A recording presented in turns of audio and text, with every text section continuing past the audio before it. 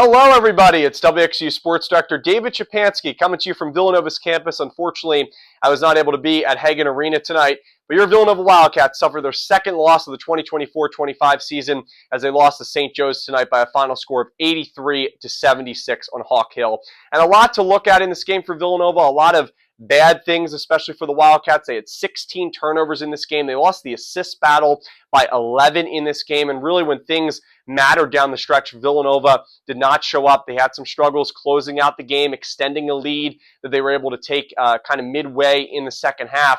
And Villanova, very similar themes to what we saw last season for the Wildcats in late close game situations. As for the offensive stats and just kind of more of a deep dive at Villanova's stats in this game against the Hawks, Villanova shot 40% from the field. They shot 34% from behind the arc, which was better than St. Joe's did from behind the arc in this game. But Villanova, as I said, they had 16 turnovers. They lost the assist battle. They really struggled down the stretch. And Villanova did out-rebound the St. Joe's team by about 11 when it was all said and done. But Villanova's offense just didn't find its best stride at the end of this game. And their defense really had struggled at multiple different parts of this game. In the beginning of the game, they really struggled in transition defense once again, as well as their three-point defense. But St. Joe's didn't make some shots in the first half. So that's where I really think this game was lost for Villanova. The first half, they went into the locker room just a 1-point advantage over St. Joe's. When St. Joe's was making sloppy passes, they were having turnovers, and Villanova, they should have really led by more than 1 point at halftime, and they just didn't take advantage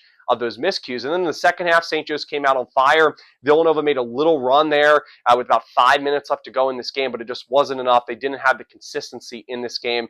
Eric Dixon scored 24 points. Jameer Bricka scored 22 points. Those two players really had excellent games. Wooga Poplar also contributed a lot in this game as well for Villanova, had a big three there in that second half to keep the Wildcats in the game. But unfortunately, other than that, Villanova just 5 bench points, right? We talked about this against Columbia the other night in Villanova's first loss of the season, a disappointing 10-point loss to the Lions.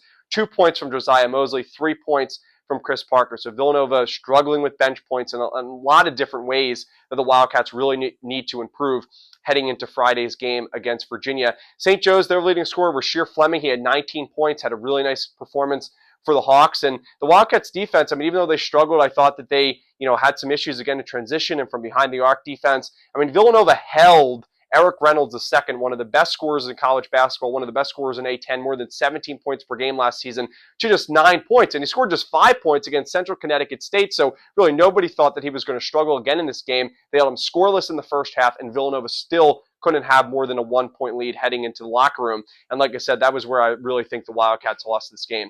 So now Villanova will get an opportunity to rebound on Friday against Virginia. WXU will have coverage from Baltimore for the Hall of Fame series against Virginia, beginning at 4:30 p.m. with the pregame show. Tip-off will be underway from Baltimore at 5 p.m. Villanova, I mean, another tough loss to swallow in their non-conference schedule. Things are getting harder for them to make March Madness, and things are going south quickly. We'll see again if they can rebound on Friday. Have a great night, everybody, and as always, go Cats!